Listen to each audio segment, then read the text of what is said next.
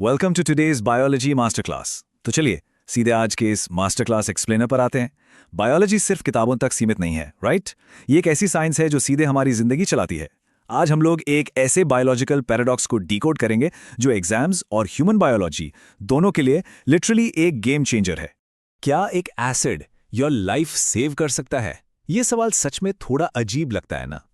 आमतौर पर जब एसिड वर्ड सुनते हैं तो दिमाग में सीधे डेंजर का साइन आता है या लैब में रखी हुई खतरनाक केमिकल्स की बॉटल्स। बट बिलीव इट और नॉट, इंसानी शरीर की इम्यूनिटी, हमारी डिफेंस टीम का सबसे बड़ा हथियार एक एसिड ही होता है। जी हां, एक स्पेसिफिक एसिड जो actually as a defence weapon काम करता है और लाइफ सेव करता है।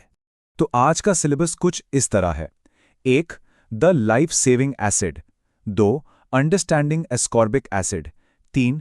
The maintenance worker. 4. Danger of scurvy. 5. Comparing everyday acids. और आखिर में 6. Master class practice quiz. चलिए शुरू करते हैं पहले टॉपिक से, द लाइफ सेविंग एसिड।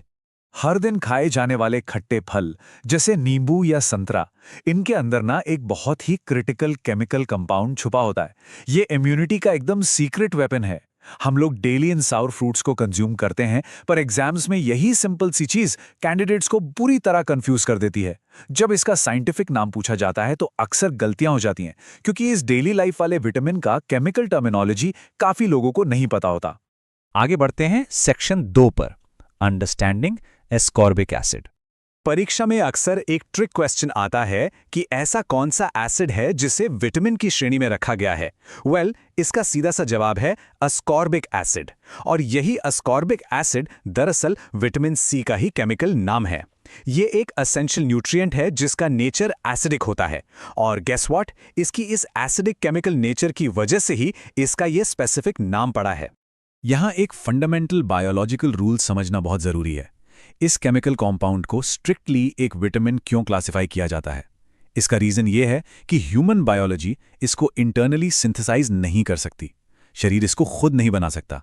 इसलिए इसे एक्वायर करने का सिर्फ एक ही तरीका है, डेली फूड इनटेक। भोजन के जरिए इसका इनटेक मैंडेटरी है। अब आते हैं सेक्शन 3 पर, द मेंटेनेंस वर्कर। तो विटामिन सी बॉडी में काम कैसे करता है? एक बहुत ही रिलेटेबल एग्जाम्पल लेते हैं। विटामिन सी एक्चुअली एक मेंटेनेंस वर्कर की तरह है। जैसे एक घर में टूट फूट को ठीक करने के लिए रिपेयरमैन लगता है ना, बिल्कुल वैसे ही ये कोलेजन प्रोटीन बनाने में मदद करता है। और ये कोलेजन एक बायोलॉजिकल ग्लू की तरह काम करता है जो हमारे स्किन और बोन्स को आपस में बाइंड करके रखता है और वेयर एंड टेयर को रिपेयर करता है, लिटरली एक ग्लू की तरह। एस्कॉर्बिक एसिड की बायोलॉजिकल टाइमलाइन कुछ ऐसी दिखती है। इनटेक होता है फूड या टैबलेट्स के जरिए, फिर ये पानी में आसानी से घुल जाता है, यानी कंप्लीटली वाटर सॉल्युबल है। अब अगला पॉइंट सबसे क्रूशियल है। वाटर सॉल्युबल होने के कारण शरीर इसे स्टोर नहीं कर सकता और ये यूरिन के रास्ते एग्जिट हो जाता है। इसी वजह से डेली डोज रिक्वायर होती है। जब भी कोई लिम्जे जैसी टैबलेट लेता है या नींबू पानी पीता है तो बेसिकली वो अपने शरीर को उसकी डेली एस्कॉर्बिक एसिड की डोज दे रहा होता है।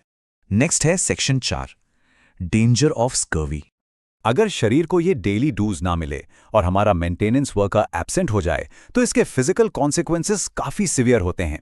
इस डेफिशिएंसी को बायोलॉजी में स्कर्वी कहते हैं।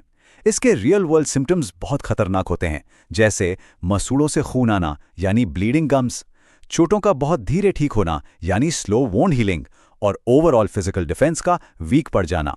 बिना उस बायोलॉजिकल ग्लू के बॉडी खुद को मेंटेन ही नहीं कर पाती। चलिए देखते हैं सेक्शन 5, कंपेयरिंग एवरीडे एसिड्स। अब बायोलॉजी और डेली लाइफ में मिलने वाले कुछ आम एसिड्स के बीच डिफरेंस समझते हैं, क्योंकि एग्जाम्स में सबसे ज्यादा कंफ्यूजन यही होता है। एक तरफ है एस्कॉर्बिक एसिड जो सेल्स को रिपेयर करता है और ऑब्वियसली ये एक विटामिन है। दूसरा है फॉर्मिक एसिड। फॉर्मिक एसिड वही है जो चींटी यानी एंट के काटने पर जलन पैदा करता है, लेकिन ये बिल्कुल भी विटामिन नहीं है। और तीसरा है मैलिक एसिड जो एप्पल को उसका स्वाद देता है, बट अगेन ये भी विटामिन नहीं है। सिर्फ और सिर्फ एस्कॉर्बिक एसिड ही विटामिन की कैटेगरी में आकर बॉडी की रिपेयर का काम संभालता है। और अब आखिर में section 6, master class practice quiz. चलिए अब इस मास्टर क्लास की लर्निंग को क्विकली टेस्ट करते हैं इन 3 प्रैक्टिस क्वेश्चन से। Question 1, what is the chemical name for vitamin C? ये फाउंडेशनल डेफिनेशन का सीधा सवाल है। नाम ध्यान से सुनिए, formic acid, malic acid, ascorbic acid और सिट्रिक एसिड। अभी हमने डिस्कस किया था कि फॉर्मिक एसिड तो एंट्स में होता है, मैलिक एसिड एप्पल्स में, तो विटामिन सी का केमिकल नाम एस्कॉर्बिक एसिड ही होता है। बिल्कुल सही, the correct answer is ascorbic acid. अब आते हैं क्वेश्चन 2 पर। Why must humans consume ascorbic acid daily? इंसानों को रोजाना एस्कॉर्बिक एसिड क्यों लेना चाहिए? ये सवाल हमारे बायोलॉजिकल स्टोरेज रूल पर बेस्ड है। ऑप्शंस हैं, it is water soluble and exits via urine, the body stores it for years, it is produced by bones, या फिर it evaporates in the blood। इसका सही जवाब बिल्कुल क्लियर है, it is water soluble and exits via urine। क्योंकि ये पानी में घुलकर यूरिन से निकल जाता है, बॉडी इसे स्टोर नहीं कर सकती, इसलिए डेली इनटेक बहुत जरूरी है।